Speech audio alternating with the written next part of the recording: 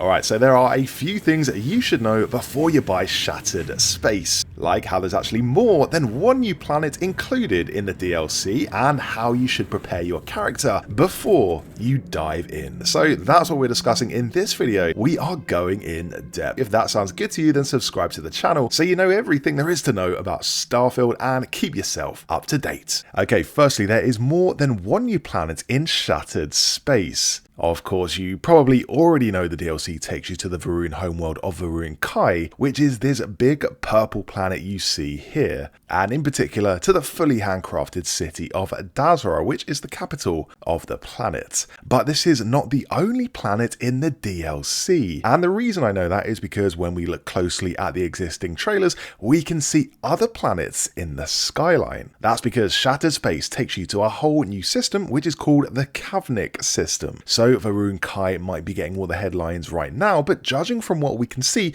there are at least 2 other planets in this system, making a total of at least 3 new planets to explore in Shattered Space. And I wouldn't even be surprised if we have more. Most systems in Starfield have around 5 planets, plus moons on top, so the Kavnik system gives us a whole new playground of planets to explore. Unless what we can see are gas giants, you're going to be able to fully explore these planets because Starfield lets you land on any planet no matter how hostile, unless it's a gas giant. You can't really land on gas. So while Bethesda hasn't officially stated there are multiple planets to explore in the DLC, I'm going out on a limb and saying that yes, this DLC is bigger than just one planet. Now, are they going to be worth exploring? That is a question I can't answer right now. I can tell you they won't be as detailed as Va'ruun Kai though, which is the flagship planet of the DLC. Bethesda has said the capital city of Dazra is all handcrafted and the area around it is handcrafted too.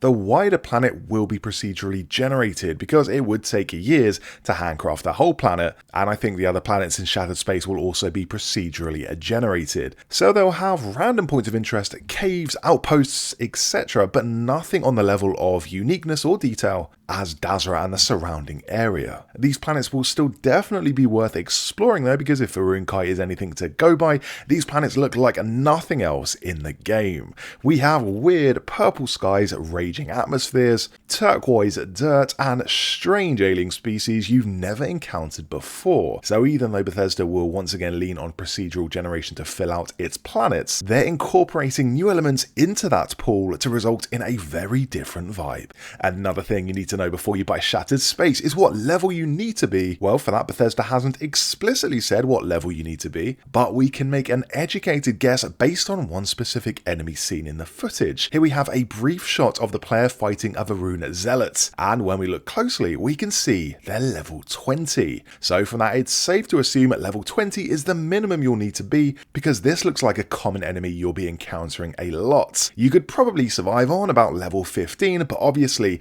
the lower you are, the harder it will be. But enemies in Shattered Space get much harder than the Va'ruun zealots. Later in the footage, we see a level 50 alien occupying a cave. You do not want to fight this thing on level 20, so I think the DLC is going to give you enough encounters that you'll be able to rank up to the required level through the natural course of play. But let's say you're way above level 20 or even level 50 at this point because Starfield has been out for a year. Is Shattered Space going to be too easy for you? Well, thankfully Bethesda added loads of new difficulty options since launch that let you completely customize how hard or how easy the game is. So I'm like 350 at this point, and if I wanted to give myself a challenge, there are a bunch of toggles and sliders I can use in addition to the usual easy, medium, hard options. So in short, I would say that you would want to be no less than level 15 to jump into Shattered Space.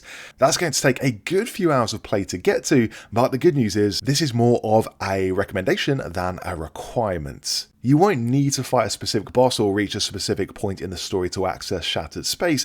Pretty much after you complete the first mission and get your first spaceship, you are good to hop in. The next thing you should know ahead of Shattered Space is to take Andreja. If you have anyone in your active party, 100% make sure it's her. This is for one simple reason. She's the only one of your possible companions who is a member of House Va'ruun. As such, she is going to have loads of insight about Va'ruun culture culture, and loads of special voice lines you're going to hear. She actually left the Varun homeworld decades ago and hasn't been back. In fact, she doesn't know the way back, so couldn't return even if she wanted to. The fact that a wormhole has opened up and allowed her to return home is a 1 in a million chance, and I can't wait to hear how she's going to react to that. It might be 1 or 2 voice lines, or it might be new dialogue options that you can choose to take the story in a completely new direction. It would be an incredible waste if Bethesda didn't give Andreja at least a few unique reactions as you're exploring Varun Kai, but what about the other companions? I'd actually expect a few voice lines from them as well, maybe not the same amount as Andreja,